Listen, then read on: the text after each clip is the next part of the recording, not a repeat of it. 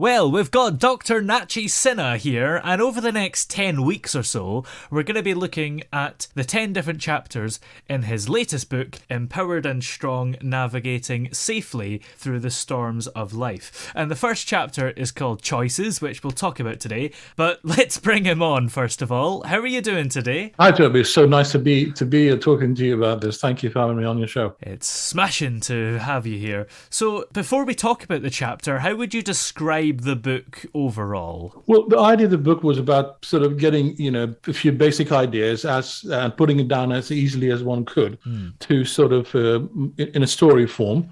So if one was, going through a difficult time or just in general wanted to kind of look at different things, they could actually read a chapter like a story and kind of draw their own conclusions from it. So it's everyday life situations in the form of stories. Yeah.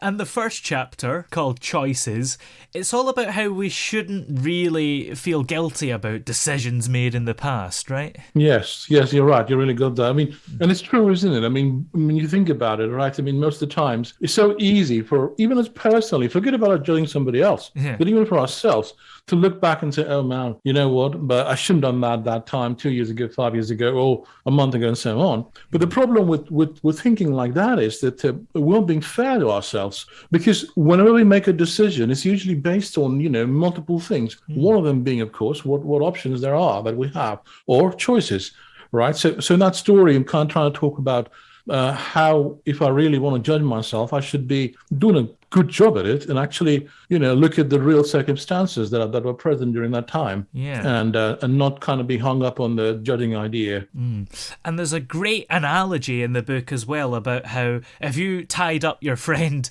in a chicken restaurant and asked him to choose a meal, he could have unlimited chances to come up with different ideas, but they would all have to have chicken in them. Exactly. I mean, the idea being, of course, that of all the choices that were present to this friend of mine who's tied up now in a chicken restaurant, I tell him, no, man, go and you can have whatever you want. Yeah. And the guy can make 1,000 choices, right? But if he wants pizza, he's not going to get it there unless somehow he's able to walk away from there. And so the choices that are available dictate what we get. Yeah. And how do you think that relates to life in general? Well, because many times what happens is that we are stuck in circumstances where we want something different, right? I mean, want our life to be different, want the way we feel to be different, different partners, all kinds of things. But what we don't realize is that at that point in time, maybe our realities, our circumstances are such that there's only limited stuff available. And especially if you look back into your past when you're thinking about making decisions or that you've already made, thinking of looking back at them, then to make good sense of them, one has to realize that maybe at the time when I made those decisions, I was in the chicken shop, so I can't really blame myself for ending up with chicken, even though I'm not saying I should have asked for pizza. But if I wanted to blame myself for that, I should really remind myself that but I was tied up in the chicken shop. Yeah. Are there not times, though, where we did have much more options and we did make the wrong choice out of the options available? Yes, and that's where it's important to look at the complete picture, right? Because many times when we think about ourselves, see, how I feel right now will dictate my choice, right? Now, how I feel depends on multiple factors. For example, having a conversation with you right now. Now, I might say, I want to talk to you, but you'll say, whoa, man, what are you talking about? That's a bad choice. Well, not really for me, because the power just went out, or just someone just came on the door, or something else happened, right? So now these are multiple circumstances which only I know that I'm going through, and in the present I know that, but 5 years down the line, maybe somebody would say, hey, you messed up Toby's thing, and I said, hey, I don't know why I did that, because I've forgotten what the exact circumstances were, right? So it becomes very important to look at the multidimensional factors that are present at the time. Absolutely. And why do you think it's a bad idea to regret things when we look back? Well, I mean, it is mostly, a